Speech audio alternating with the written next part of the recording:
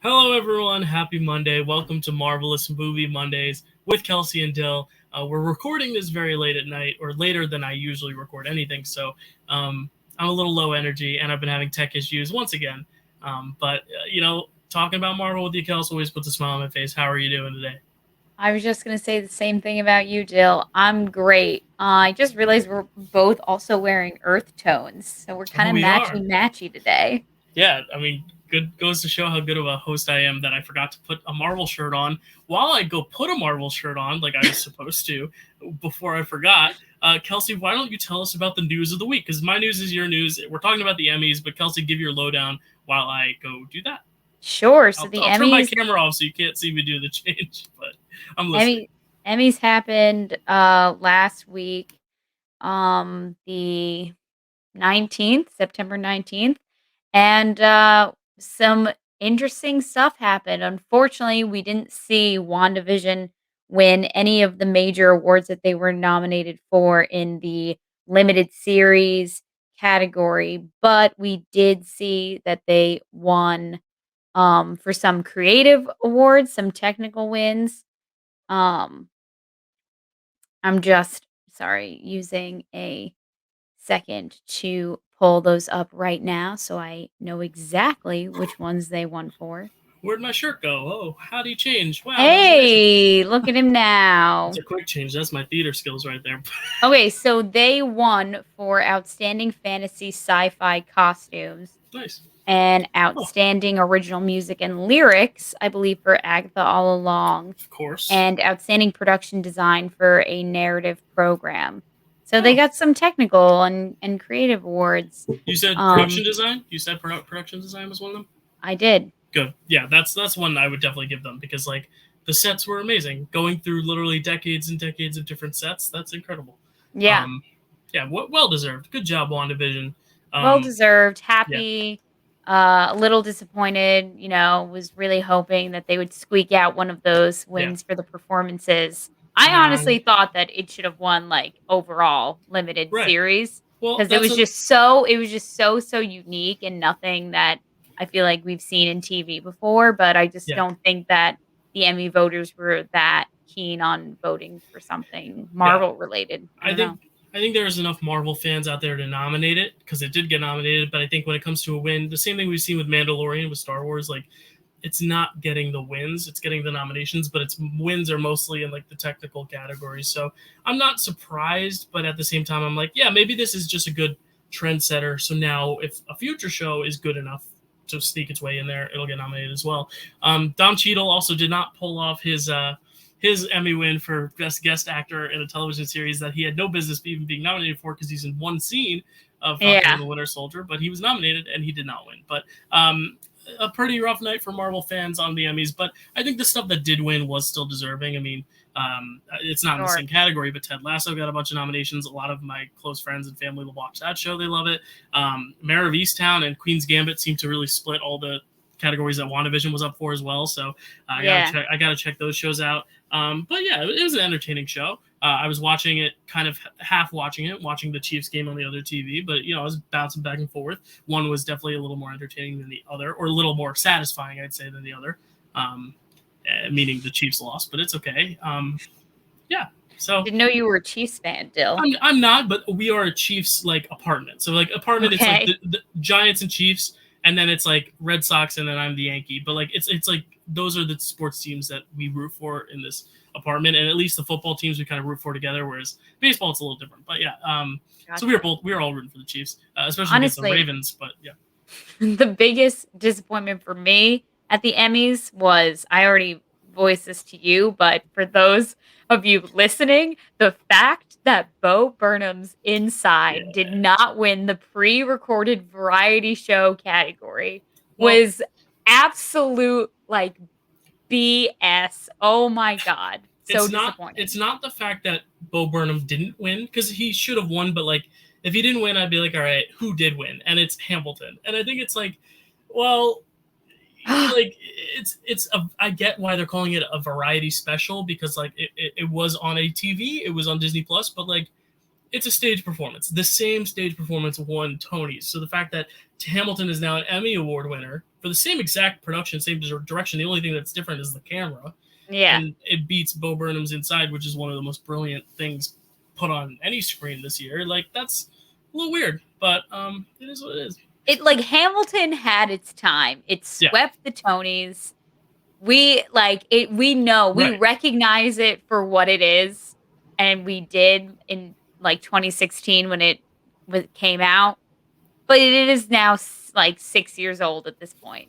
Well, that's another thing too. Is it's like it didn't come out last year, and then the pandemic cut it. If like the show Six on Broadway, it had one performance, and then it closed. One preview, and then everything closed on Broadway. Yeah. If they had filmed that and put that on the Tonys or whatever, and it won, or the Emmys and it won, like whatever. But the fact that Hamilton is now like you said, 6 or 7 years old since it premiered at the public, not even on Broadway, like it's just been so long. Like, why is it still winning awards? I don't know. Anyway, that was. It makes me want to rip my hair out. That was a Kelsey rant right there. Yeah. We are not here to talk about the Emmys though anymore. We are here to talk about What If, the last 2 episodes, which I wasn't a huge fan of, which we'll get to, but just, we are covering every episode and movie of Marvel. So we're going to talk about it, and we're going to group them together in one video because next week we have another special review for something that is not even MCU related. It is Marvel related, but not MCU related. But Kelsey, the first episode, you need to help me out with these titles because I always forget them. I know the second one is like What If Thor Partied or something like that, but I need you to tell me. Close, but not really. The first episode we're going to be talking about is episode 6, which is called What If Killmonger Rescued Tony Stark. Right. And then episode 7 is called What If Thor Were an Only Child. So you were close still. I was not close at all. Thor partied. This is the tiredness of my day showing up. I Gotcha. By now it's already happened, but I put together a whole video for my Pop-Pop's 80th birthday, which was this week, and we surprised him with it yesterday when you're hearing this. It's weird because it's like this weird Inception thing. We're recording this before I go to Florida, but then I've already surprised him in Florida before we're hearing the podcast. So it's weird. But anyway, I was in Florida this past weekend. Jeez, I feel like the TVA is going to show up. We're talking about time too much. I was in Florida this weekend, and I played that video for him, but I basically spent all day Thursday when we're recording this editing it. So it was a long day, Gotcha. And I had stuff to do this morning as well. So it's a lot. But I'm here to talk. But it's going to be mostly a Kelsey dominated podcast today because I'm sure my thoughts are very short and brief. But Kelsey, please give us your little lowdown and then some thoughts on the episode. Sure. So here's my synopsis for episode 6. After saving him in the Middle East, Eric Killmonger uses Tony as a pawn in his mission to get to Wakanda. There it is. So essentially, this episode was a hybrid of, I want to say, Iron Man, Iron Man 2, and Black Panther. Yeah, definitely. I mean, it's kind of, we're back to the same formula of what if this movie played out differently than it did, rather than what if one thing happened and the whole universe was different. And I like kind of those other ones, like the zombies ones, where it's not confined to one movie really. Mm-hmm. And that was just my biggest thing, is I felt like we were kind of backtracking. But also, I hate to say it, and we're gonna get into spoilers. Sorry, but they don't affect the overall MCU, so who cares? Watching Tony die a 4th time now, because we saw him die in Endgame. Yeah. We saw him die again in the What If episode with the murder mystery, where they're killing off all the Avengers. We saw him die, I believe, in the Zombies episode, and now we're watching him die again. And it's just like, at some point, it almost just doesn't feel like anything. It just kind of feels void, and like, it doesn't have the emotional impact because we've seen it over and over and over. Of course, they also killed T'Challa in this episode, so it's like, that hurts because knowing he's dead too. Like the actor, it's a lot. But Kelsey, what were your thoughts on this? Because I thought it was okay, but it definitely didn't stand out as anything special to me. I mean, I thought that it was okay. I'll agree with you.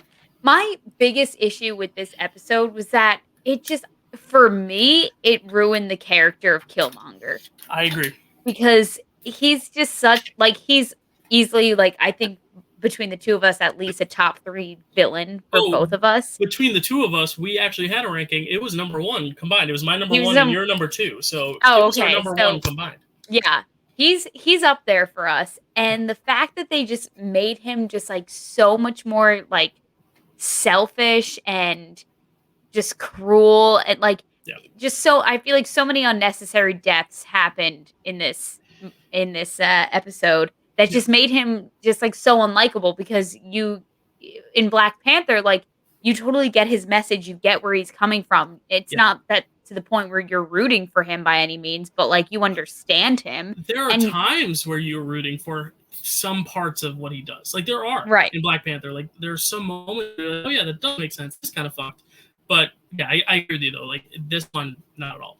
And I will say this though, at the end, by the end of Black Panther, you're almost hoping that he does choose to, keep the knife in him, allow T'Challa to save him so that, T'Challa can do what T'Challa does best, which is rub off and pull out the good in people. And you know what? Right. Maybe Killmonger is a person at the end of the day who's worth saving, but he chooses not to do that. He pulls the blade out, and it's like this gut wrenching moment of like, but what could have been? And Yeah. it's like, if this is what could have been, I don't want it, Yeah. Ugh. I don't love the direction they took only because like I think the power of his performance was also that he does die in that movie. So it's like that's the one thing of his. Like that is Yeah. his story. And now it's like this. I get it's supposed to be this like alternate universe, like what if thing, but like like you said, it kind of backtracks a lot of what was already established when Ryan Coogler made him in Black Panther when he created the character for the screen. And that's just kind of what we were bound to get at some point with What If was like a very like weird version of a character we already loved. Whereas I think like even the Party Thor episode, while I didn't love it, I think it was a cool take and different side of a character we love, and I think we could still love him. Whereas here it's like, damn, like he was such a good villain, and now I'm just kind of like, Yeah. which I'm glad that's not canon, but it was okay. It wasn't anything special, I thought. It was just honestly, it was the killing of Rhodey for me that did it. I was like, "Ah, man, like he's gonna kill Rhodey? Like he didn't do anything." And it just like it upsets me because then obviously we know that like Tony like found out through Jarvis like what actually happened during like the vibranium deal, quote Mm-hmm. unquote, gone wrong. Right. And yeah, he just became such a vindictive and evil person that I was like, "Ugh, this isn't even fun." Like, he's not even fun to watch. So Um, now I have to ask you the question. I kind of alluded to this when I texted you. So we've been getting a lot of these voice actors coming back. Some of them haven't. And mhm, this episode, I think, really, really showed that these, like, really showed the hand of, like, oh, yeah, these are voice actors doing impressions of Marvel characters rather than just being their own character. Like, this was the episode I really noticed, and they really stuck out to me. I don't know if that was the same for you, but, like, I think with Pepper, with Tony, obviously, with mhm, Shuri, like, there yeah. were characters with Obadiah Stane. There were characters I was like, mm, Well, listen, my biggest problem with the characters was the fact that Shuri why was Shuri, like, 13 years old? She was like this tiny child. I was like, "I don't right, understand this." I'm like, "This right, makes it, like, more weird," because then at the end I love the ending, by the way, when it was, like, clear that they were setting up, like, a team up between Shuri and Pepper. yeah, I like I that was too. like, Well, "Ooh, that's cool." that's the thing is it's like the most interesting part of it you ended on, like that's where it should have Yeah, started, was like what if, like, kind of do the whole episode in 5 minutes and then make the next 20 or 30 the Pepper and Shuri stuff. I think it would have been a lot cooler, but right. alas. Um, honestly, for me, Dill, you might disagree with me, but Mick Wingert, who was the voice of Tony Stark, I didn't mind it. I didn't hate it. It didn't take me out too much. Like obviously, like you can't replace RDJ. He's irreplaceable. But I think that's it though, is I think because RDJ's voice is so distinct, mhm, it's easier to fake Pepper. It's easier to fake Obadiah Stane. It's harder sure. to fake Shuri, and it's harder to fake Tony, which is why those were the two that stuck out. Shuri was the biggest problem. I was like, this one, it's obviously you've got the Wakandan accent, but then she's also, yeah, like you said, she sounds like a little kid, and it just And wasn't she was, like, illustrated as, like, a little kid. I was like, "Is right. that what she is supposed to look like? That's what Yeah, she's drawn as in the comics, I guess?" It's, like, the only yeah. thing I can think of. Especially when other characters are them too. Like the Killmonger, it's Michael B. Jordan, so like there's Mhm. obviously going to be that very clear similarity in saying this guy McWinger, McDonald's and McWinger McLovin is doing an Iron Man impression rather than just being Tony. Like I'd rather him just do his own take on Tony rather than like try to be RDJ, but like again, Sure. it's like a picky thing, Well, very picky thing. at this point, it's like RDJ and the character of Tony Stark are just so like submerged. They are so like basically one that I don't even blame Mick Wingert for quote unquote doing an impression of him, because at the end of the day, like I feel like they from here on out, like especially, I mean, I don't see them replacing like recasting Tony Stark in the MCU like at all. He's dead, But yeah. just for this specific project, like I feel like they did a pretty good job of writing Tony and giving him like the quips of RDJ and like the almost like the mannerisms. Like, I really felt like these easily could have been like lines and a performance done by RDJ. It just wasn't. Gotcha. And So it's really not Mick's fault that he yeah, can't be sure. RDJ. I mean, who can? Exactly. Yeah, but it just now more and more it's becoming obvious who is and who isn't, and it's just me being picky and like me being like, oh, but if only, you know. So it is what it is. So let me ask you this, Dill. Would you have just preferred that they just recast all the voice actors? Maybe, but and then you could maybe like make it more of like what they look like in the comics, maybe, because also you're trying to make it look like the actors. It's not drawing. Mhm. It's not cartoons of the characters. It's cartoons of Yeah. the actors playing the characters. Like Right, right, right. Vision looks like Paul Bettany. So Vision is also an android. very true, very true. Also a good point. But yeah, I'm mixed on this episode. I'm very mixed, but it's not bad, I don't think. But it was definitely probably the most underwhelming so far, especially because Yeah. we've gotten some strong episodes back to back. But do you have any more thoughts on this one, or should we party on over to Party Thor? I noticed an Easter egg in this episode, if you wanna hear Please, it. yeah, I'd love to hear it. When Killmonger first rescues Tony, he says that the 10 rings have reinforcements en route. So, I guess Killmonger was doing some work for the 10 rings back in the day, For the Mandarin, maybe, as trained assassins do, I guess, since maybe, we did watch, Shang-Chi. right? Um That's a good catch. I didn't even catch that. Yeah, I didn't watch it with subtitles this time, so there you go. Yeah, I mean, yeah, I'm just looking at my notes and I'm like, I di I just, like, hate that, like, it was literally, like, everyone he was, like, double crossing everyone. Like, this guy was a renowned, like, Navy SEAL. Like, Pepper, like, made one comment and, like, General Ross was like, "Hey, like, this is a respected, like, soldier you're talking to." And, like, the fact that he just double crossed, like, the US Army, like, so quick. Literally just like a turn on a dime. He was like, "No, like I'm Yeah. taking out their drones one by one." Like they're thinking that like we have the advantage. No, Wakanda has the advantage because like I was like, "Oh, this guy kind of sucks." Like I'm not rooting for him at all. And plus like once he gets to Wakanda, isn't the whole point to like I don't know, eye for an eye? Like isn't the next step like taking out T'Chaka once he gets that the herb in him and he becomes a Black Panther? Like Yeah. I don't It know. just it just felt like such an abandonment of what that character was. But Yeah. I don't fault the Marvel people. They took a risk, and that's what the show is doing. It's like taking risks and going outside the box, and some aren't going to work, and that's just what this was. The next one though, I think did work a little bit better. So do you Yeah. think that's a time to transition now into the better of the two episodes? Sorry, I'm just trying to get to the next one. I don't know if you can tell. No, it's fine. We'll talk about it. Let me Yeah. give you my synopsis. Ooh, Okay, synopsis. thank you. Yep. So what if Thor were an only child, episode 7? Thor's lack of conflict in his life turns him into the ultimate frat guy with one goal: party on as many planets as possible. There it is. Yeah. I think this episode just kind of felt like, hey, let's just have a good time and have a fun time and just like kind of not take ourselves too seriously. Yeah. And it was great until it started taking itself too seriously. Like I think the first half of this episode was just a ton of fun, just seeing all the different Marvel characters showing up at this Rager hosted by Thor. Chris Mhm. Hemsworth gets to return to the role. I thought it was a very fun opening, and like I much rather prefer the first half to the second, just because Okay. of that energy and that fun nature of it. Seeing Korg and Nebula flirting, and seeing Howard the Duck trying to score one with Darcy, like Yep. Yep. crazy Yep. shit. Yep. That's like hilarious to watch now. Yeah, The totally. Jeff Goldblum on the DJ, DJing the party. I mean, it was just Grandmaster DJ, yeah. hilarious. But yes, Kelsey, what were your thoughts? Yeah, this one definitely seemed like more lighthearted. It definitely was like I feel like more of a joke.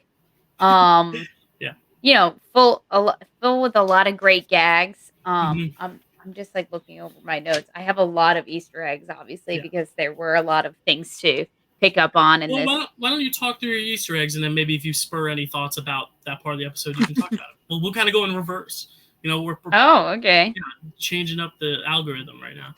Okay, so Easter egg. The first guy I noticed who the character that I recognized from the MCU was the guy who teams up with Hela in Thor Hmm. Ragnarok. He teleported into the party, and Thor was like, "Thunder hug." What's his name? Um, what is Oh, his name? shoot. It's Carl Urban plays him. Starts with a maybe SK. Scourge. I don't know. Let me look it up. I don't know. You go ahead. That's good trivia, though. Yeah. At 5:39, I noticed that just the back of him, that Yondu was in the crowd. Hmm. Obviously, as you mentioned Howard the Duck is in this episode, as he was in the Guardians of the Galaxy episode. At 6:42, Thor is talking to Skrulls. Um, and then at 7 minutes, 7 seconds, we see the Grand Master is there eating some cake with his trusty assistant Topaz. Um, then we see the Grandmaster as the DJ. Nebula is there, and she's doing some gambling in Las Vegas, and Korg blows on her dice. Later, we do see Meek with Korg, so the duo, the It's iconic. Scourge. It's Scourge. I It's was right. Scourge. Good for you, Jill. That's good. We see a shot of Drax and Valkyrie. Drax has some lines in this, although it Hmm. is not Dave Bautista, as we Yeah. know. We see a shot of Darcy and Howard the Duck getting married. Like, good bit. Also, just always love having Kat. Kat What's Dennings. her Yeah. name? Kat Dennings Yeah. involved. It's She's great to see just her back. Yeah. so just one of those actors that I'm just like, oh, this is instantly gonna be good now because she's involved. That's how I feel about her and Tom Hiddleston. I'm like, he's involved. I know it's gonna be good because he's involved in this one too, and it's Loki the Frost Giant, and him and Thor have this great like bromance almost going for them. They call each other their brother from another mother. They're all buddy buddy. It's great, and Right. like he just stands out to me in every performance. Like even when he gave this version of Loki, I was like, this is still great. I love this. I love Yeah. everything that he's giving me right now. When he's Yeah. wishing on the star, he's like, yes, shooting star. Okay. What should I do? And I'm like, oh my God. I think It's that just like those little moments, you know? why this episode is better than the first is because mostly all the big characters are their voice actors. It's Chris Hemsworth, it's Tom Mm, Hiddleston, it's Natalie Portman. They're all getting to do their thing. Some of the minor right. characters are different, like obviously Drax, but that doesn't really make a difference here. Like it's the main players, even Kobe Smulders is Maria Hill. Like that really makes an impact. Captain Marvel wasn't, but again, her voice I think is the easiest to replicate. Yeah, So and I will say, Dill, she was the only one that wasn't. She's not Brie Larson. Captain Marvel is voiced by Alexandra, sorry, Daniels. And you yeah, know what? I thought she was pretty good. she was I fine. felt Yeah, I felt the same way about her as I did Mick, where I was like, this isn't taking me out of it at all. yeah, Also, Carol Danvers is pretty easy to replicate. Um, but yeah, I thought she did a great job. I thought that Thor and Captain Marvel, I think that they maybe just wanted to put an episode where they had to put quote unquote the two strongest Avengers up against each other. to see what would And I happen. think Yeah, this was their excuse, but I did think that their fighting went on a little too long. I yeah. was like, I'm over this. I Like I I said, don't care who wins the fight at this point. the first half was just a little bit more interesting because it was just that characters kind of sitting around having fun, shooting shots and drinking Yeah. shots. And it was like that was what was so nice about Age of Ultron, the beginning. But then once things get a little more serious, it just becomes kind of like your MCU, kind of what you expect. Yeah. And in this episode, I thought it was like, yeah, great until like the Captain Marvel Thor fight. It was like, yeah, whatever, like it's great, but I want to get back to like the characters flirting with each other and having one night stands with ducks and crazy shit like that. That's just so out of the box that I think this Yeah. show has done really well with stuff like zombies and other things like that. Yeah, totally. I think that seeing them taken out of their like storylines and just put in entirely unique situations, like the zombies episode, is what I was hoping we would get more of Yeah. with this series. Yeah. You know? And I think I wish there was a little bit more with Thor and Loki themselves, a little bit more if you're gonna get dramatic, like go into a little bit into that, because they just were kind of like, oh yeah, he left him with the Frost Giants and didn't adopt Loki, yada yada. And I wish they hadn't breezed over that. I wish it was more impactful. But again, like if they're going the comedy route, I think they really nailed it for this one. Yeah. It's not the episode that's gonna stand out to me, but it's like it's one of the better episodes I think because it was just kind of a fun time. It was fun to watch. Yeah, it was just kind of fun. Yeah. And like you said, like the second half, I mean, it was either like Frigga's gonna come in and like reprimand her son, or they're going to blow up Thor. I was like, what are these options? I don't like Right. either of what's Mhm. happening, what we're doing to resolve this. First of all, I don't think Thor using Earth as his personal nightclub would warrant them calling Captain Marvel. I just don't think Carol Danvers would show up and be like, "I'm sorry, this is what you needed me for. I'm After all going." these years, like No, really? literally. I And have to ask. I have to ask. sure. There was one moment that stuck out to me, and it's when she was addressing Frigga, and she was trying to call her by her last name. What do you think Frigga's last name is? Because Odin, all the boys are Odin's son because they're the son of Odin, and Laufey's son because Loki's the son of Laufey. But Frigga, she's the daughter of who? We don't know. But like, what is her last name? And I thought it was a good because it's not Odin. So Odin's wife, Oh, like she Odin called. wife. Yeah, Yeah. that was interesting. I was like, huh, I wonder what the women in this universe are called. And I think we discussed that before, right? I feel like in Loki, we were like, when we were talking about Loki, we were like, hey, what is this? How do they? I don't know. What are you looking it up? Yep, I found a last name Wow, I for can't her. believe you found it that quick. MarvelFandom.com, baby, the There it is. wiki for all The things Marvel. wiki. It's like her dad's name with like daughter at the end. So it's Okay, like Frey daughter. Frey daughter. Do you see? Oh, Freyr daughter. Okay, yeah. You know what Freyr I'm saying? Mm-hmm. At least to MarvelFandomWiki.com. So Well, there that's you where go. this is where I get all my information, by the way. So Thank you. I trust it with my life.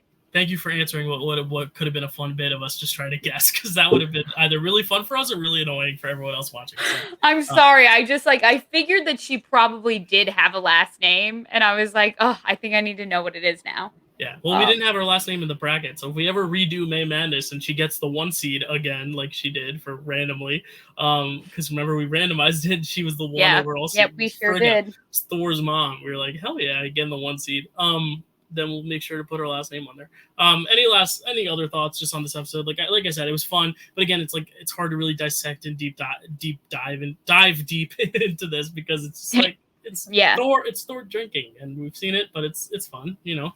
Well, 2 more things I'll say before we wrap up here is that one of my other Easter eggs is the fact that Rocket is in the hotel room the morning after when Jane wakes up, and we can actually hear Thor saying in the background, "There's a rabbit in the sink. Look at this cute little rabbit." So it's like a nice little callback to Endgame or foreshadowing. Yeah. Or / Infinity War when he's just like, "Wow, look at this rabbit." Yeah, that's hilarious. And then lastly, this one ends on like a huge cliffhanger. Yeah. Huge cliffhanger that we'll just simply never get answers to. I don't imagine we ever will. Maybe and season 2. Maybe. It's an evil villain Vision who has collected all the Infinity Stones. Yeah, I heard some people saying it was like a Vision Ultron kind of hybrid type thing. Like it had the Ultron armor and it had the Ultron robots around him. But like, yeah, that was really cool. Like evil Vision with his Infinity Stones, and then the last one's in his mind. I thought it was pretty fun. If anyone could do a clean sweep of those Infinity Stones, like most efficiently, it would be Vision because he's already got one. Yeah, well, that's why I always wondered. I was like, why? If you're gonna spread out all the Infinity Stones, why not just like collect them all and then just make good with the snap? Like use it for good on your end. Like I never got why the Avengers just didn't try to like collect all them themselves earlier. Like, oh, this guy's hunting for them. Okay, let's go hunt for them ourselves and try to find them. You know, and then give them the Vision at the end. Like it seems like an easy. Maybe solution, they didn't want to make where it. All of them are. Yeah, maybe they just didn't want to make it easy on any evil beings to put them all in one place. it would be easy for someone to just swoop in and take them then if they're all in one place. Well, it was, yeah. Well, I when they were guess, all in other places too. I don't honestly, know. listen, the Avengers are not the smartest bunch in the toolbox or No, whatever the no, no. the expression is. In the shed, tool in the shed. Is I that what think you're it's looking? sharpest tool in the shed. Yeah, like All Star from Shrek, Yeah, or and not the from oh, Shrek, but like you used in Shrek. I always refer to All Star like it was originated from the movie Shrek. no, It is not. I feel the same way about Hallelujah, so because Oh that yeah. that song is also in Shrek, and Oh yeah, yeah. it Okay. forever in my mind be the song from Shrek. Yeah. When I heard it, like, outside of the context of Shrek, I was like, "Why are they playing the song from Shrek?" That was a bomb and a banger soundtrack. Like that was like I Yeah. remember my birthday party when it was like first grade. It was Shrek themed, and we handed out a compilation of the first and second movie soundtracks combined. It was like a supercut of like the best songs from both soundtracks. I was like, those soundtracks were really good. The Like the Shrek, soundtracks for the Shrek movies are really good. I mean, the Shrek Accidentally in movies are Love, good. Mhm. Counting Crows is in there. I know That was an Funky original. Town. That was an original for the movie. That was the only For the one that's written movie? for the movie. Yeah, yeah. So that's Yeah, even more awesome. makes sense. Great Makes sense. soundtracks. Everyone, go listen to the Shrek soundtracks, or just watch the movies because the first two are good. The second two suck, but the first two are good. So go watch them. Any more thoughts, Kelsey, on Party Thor before we, like Thor, take a long slumber into the next morn? No, I had fun with this one. I saw my favorite characters, aka Korg and Meek. Uh I did see Corgan. Chris Hemsworth is just great. He's just a great Thor. I'm glad they He's got him. also Yeah, one that's irreplaceable in I my think so. mind. Yeah. Yeah, Um, and it's good that he's still involved and he's going to be in more movies too. Like he's the one for OG sure. that they were like, yeah, we're not letting you go anywhere. I don't think he wants to go anywhere. No, why? According Why? to his wife, he keeps collecting hammers left and right. So, yeah, Really? he like brings he I mean, I don't know. This interview could have been from a while ago, but I felt like I read somewhere that like she has completely banned him from bringing home any more hammers because he just like keeps taking them from sets. And Well, that's I something. think he loves being Thor. Yeah. Obviously, who I mean, wouldn't? who wouldn't? Exactly. Who wouldn't? Exactly. Who wouldn't want to be the god of thunder? I cannot do a good Thor accent for the life of me. Can you? You got some accent experience? No. The God of Thunder. I can Oh, do that's just like, Korg. well, yeah, because Korg is played by Taika Waititi from New Zealand, and Right. the only like accent I have up my sleeve is like the Australian / New That's Zealand like a fun accent. one to have though up your sleeve. Like some people, it's like British or New York or Southern. It's like yeah, it's boring. Like everyone could do those accents, but then you like pull out your New Zealand accent. Everyone's like, oh, I'm all cool. right. This is me. There's a pile of rocks waving at you. Anyway, Anyway, yeah. So next week we have something fun planned. We are doing a review for Venom: Let There Be Carnage. That's right. It's coming to theaters October 1st, and we will have a review for you on. Let me pull up the thing. Hold on. On wait, October 4th. So we will October have. 4th? Wait, I'm sorry. October is so close. Yeah, October is soon. It's a week away. Or less than a week away. It is very soon. Yeah, it's soon. Yeah. All right. So Sorry, yeah, I have to mentally we're prepare for already that. there. Yeah, so we will be giving you a review for Venom: Let There Be Carnage, which premieres on the 1st. We will be talking about it on the 4th. For you all, we will be doing a regular review, and then the last bit of the review we'll do spoilers, just like we did for Black Widow, just like we did for Shang-Chi. Just tripping over my words. Unlike these reviews where we just kind of spoiler our way through it, those ones will be more friendly for those who haven't seen it, because I think this is going to be a movie that a lot of people are going to wait to see reviews before they go see it, because a lot of them were mixed on the first, or just like don't really have much interest in the sequel, also because of all the other MCU stuff coming out. I think Venom's kind of the one slipping under the radar. Like everyone's like, oh, Eternal, Spider-Man, like when are we going to get him? And Venom's like, hey, I'm here. Nice to see you. Oh, Jill, I saw a really interesting connection the Oh, other day on okay. TikTok. Tell me. I'm trying to remember. It was like the sand. Oh, because the first time, okay, I remember. So the first time that Doctor Strange ever gets mentioned in like the Marvel universe, not the MCU, but just like Marvel in general, was in Sam Raimi's first Spider-Man movie with Doc Ock when they're trying to come up with names. J. Jonah Jameson is trying to come up with a kitschy name to put in the papers, and one of his people suggests the name Doctor Strange, and I forget what he says to it. I think he says That like one's taken or that something one's like that. already taken. Yeah. So, and then we bring it back full circle to Sam Raimi directing the next Doctor Strange movie. Isn't that funny? Yeah. So it's just like a coincidence, or do you think like they planted the seeds all the way back there that they would someday Back connect? all the way back in the year 2000. That's Well, I how. think Doc Ock is Spider-Man 2, so it would be 2004, I think. But Oh, either is way, he the second one? See, that makes sense. the first one's Green Goblin, Yeah. and then the second one's Doc Ock. Third one is the Hobgoblin, which is Harry Osborn, and then Sandman and Venom all in the same movie, which we'll talk about very soon. December's coming, Kelsey. We're talking about. All right. We have some movies before then. I know. We have Venom, and then we'll have Eternals. We'll have Hawkeye in there, and then we'll have Spider-Man. And then our year will be over. We are going to take a little bit of a hiatus at the end of the year for the Christmas New Year's break because we fucking need it. Because we've been talking every week. Can I tell you how many weeks we've been talking about this shit? Yeah. This is our 38th week straight talking about Marvel every Monday, and that one Monday, I believe it was the what was it? Oh, the fifth episode of Loki and the Black Widow was a double episode. So we've been talking about it, I think, for 37 weeks, but we did double up one. But we have 38 episodes. This is our 38th episode. So hopefully we'll hit 50 by the end of the year. I mean, we'll hit 52, right? Because that's how many is in a year. Wait. We started a little late, though. We didn't start right at January, I don't think. But anyway, yeah, we've been talking a lot. So we're going to need a little bit of a break before we get into stuff. And then we'll return sometime mid-January once things have kind of just like, once we've like kind of forgotten about Marvel for a little bit, just because it's beautiful, it's amazing, it's fun, but it can tire your brain sometimes. Black Widow is on Disney Plus you can just watch it now. Well, there you heard it, folks.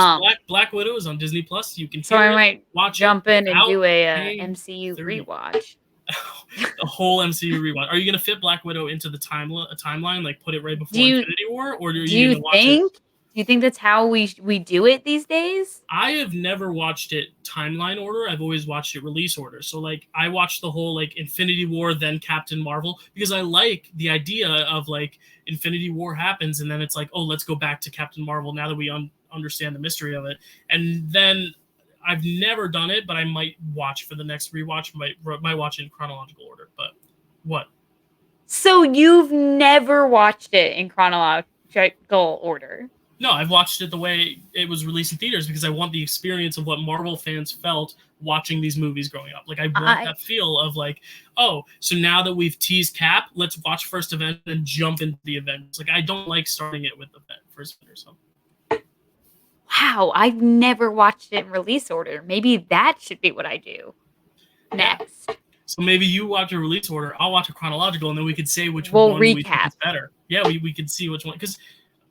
From Infinity War on, you've been watching in release order because you've watched like Ant-Man and then you're watching Endgame, then Spider-Man, and then Black Widow. So maybe so you have kind of experienced a little bit of that, but it'll be interesting, But I feel like Infinity War on, they've kind of been more in order. Well, Black Widow isn't, and Ant-Man. Well, Ant-Man Black takes Widow place isn't, during, and Captain Marvel's not. And Captain Marvel is a prequel. Okay, so there's like two prequels. But that's what I'm saying is like there's really only three that are really out of place, and that's First Avenger and Captain Marvel and Black Widow. The rest are kind of around the same place they take place in the. Because I feel like after Endgame, like you kind of have to have every movie after that be a direct result from that happening. Yeah, and then also with post credits, it gets tough too because Black Widow post credits references Falcon and the Winter Soldier and references Endgame.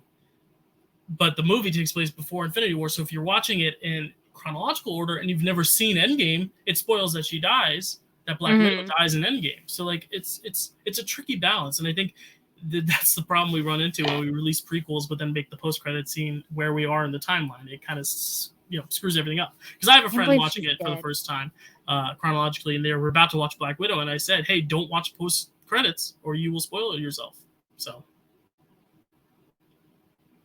Well, much to think about. I can't believe she's dead. Yeah. So where can they find you, Kels? So plug your social medias. You can find me on Instagram at Kelsey A. Kilpatrick. You can follow me on TikTok at Cause13, or you can subscribe to my YouTube channel, Cause Productions. That's Working right. on stuff. I'm working on stuff. Ooh, you have any teases to tease? I'm finally putting together that For Ireland Ireland. video I've been promising for more than a month now. So you've that to look forward to. Yeah. You can find me at Dylan_Randazzo on Twitter, Dylan Randazzo 417 at TikTok, and here at the Dill Pickle Movie Network. If you're listening on podcast, give us a 5-star and then head over to the YouTube channel. If you're watching on YouTube, give us a like and then head over to podcast, just so we can get monetization on both, because we work, or Kelsey works too damn hard to not get paid for this. I would probably do this anyway, even if I wasn't making money on it. But we'd like to get more money from it. So I do this for free, Dill. Yeah, I know, but eventually we're gonna have like bigger jobs that are, we're gonna need to like, make this worth the while. But it is still it's always worth the while, even if the episodes are a little shorter like this one. So thank you all for sticking with us. We're talking about Venom next week. Kelsey will start her chronological or release order rewatch, and we'll see how that goes. But until then, I'm Kelsey. Just kidding. I'm Dylan. That's Kelsey. I'm very tired. Like the third time you've done that, too. I do that so much. Anyway, see y'all next week.